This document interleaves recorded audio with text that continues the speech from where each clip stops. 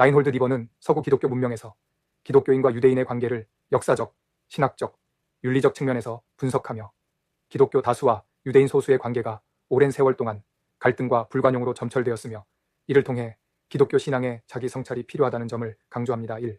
서구 기독교 사회에서의 유대인 차별과 편견 중세 유럽에서 유대인은 가톨릭 사회에서 개토화되었으며 사회적, 경제적으로 제한된 역할을 수행해야 했습니다. 종교개혁 이후 개신교 사회에서도 유대인의 개종 거부에 대한 불만이 존재했습니다. 마틴 루터를 비롯한 일부 개신교 지도자들은 유대인을 포용하려 했지만 개종하지 않는 유대인에 대한 반감이 커지며 결국 반유대주의적 태도로 변했습니다. 나치의 유대인 탄압도 이러한 오랜 역사적 편견의 연장선상에서 이루어진 것입니다. 2. 유대인 차별의 근본 원인. 기독교 사회에서 유대인들은 종교적 차별뿐만 아니라 민족적 차별도 경험했습니다. 유대인은 민족적 정체성을 유지하면서도 동화되지 않는다는 이유로 배척당했습니다. 유대인 공동체는 생존을 위해 동족 결혼 원칙을 강조했으며 이는 다른 민족 집단과의 갈등을 더욱 심화시켰습니다. 서구 사회에서 유대인은 경제적으로 성공하는 경우가 많았으나 이로 인해 부정직한 상인의 이미지가 형성되었습니다. 3. 유대인의 사회적 도덕적 역할. 유대인은 경제적으로 성공하면서도 시민적 덕목과 사회적 책임을 강조하는 경향이 있었습니다.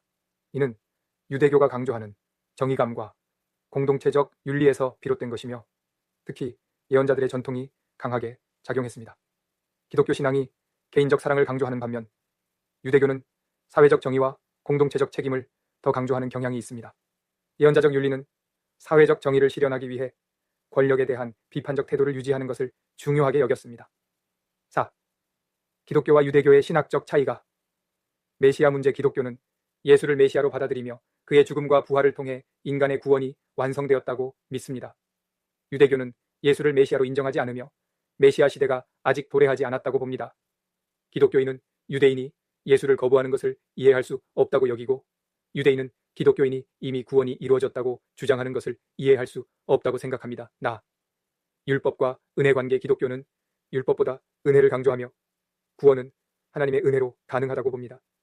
유대교는 율법을 하나님의 의지로 받아들이며 실천을 통해 신앙을 증명한다고 믿습니다.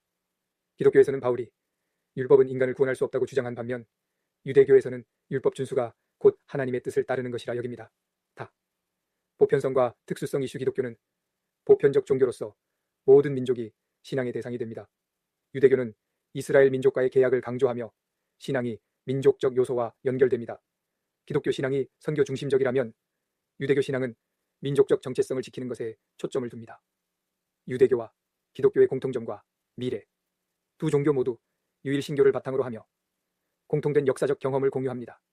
윤리적 측면에서도 정의와 사랑을 강조하지만 기독교는 개인적 사랑, 유대교는 사회적 정의에 더 초점을 둡니다.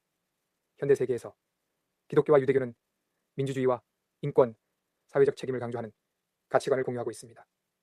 두 종교 간의 관계를 개선하려면 역사적 갈등을 인정하고 상대방의 신앙과 문화적 특성을 존중하는 것이 중요합니다. 기독교와 유대교는 공통된 신앙 전통을 가지면서도 역사적으로 갈등을 경험해 온 만큼 기독교는 유대인의 존재를 어떻게 받아들일 것인지 고민해야 하며 반유대주의적 태도를 버리고 유대인 공동체를 존중해야 합니다. 유대인 역시 기독교와의 관계를 단순한 박해의 역사로만 보지 않고 상호 이해의 가능성을 모색해야 합니다. 두 종교는 공동의 영적, 도덕적 책임을 다하며 더 나은 관계를 형성할 수 있도록 노력해야 합니다.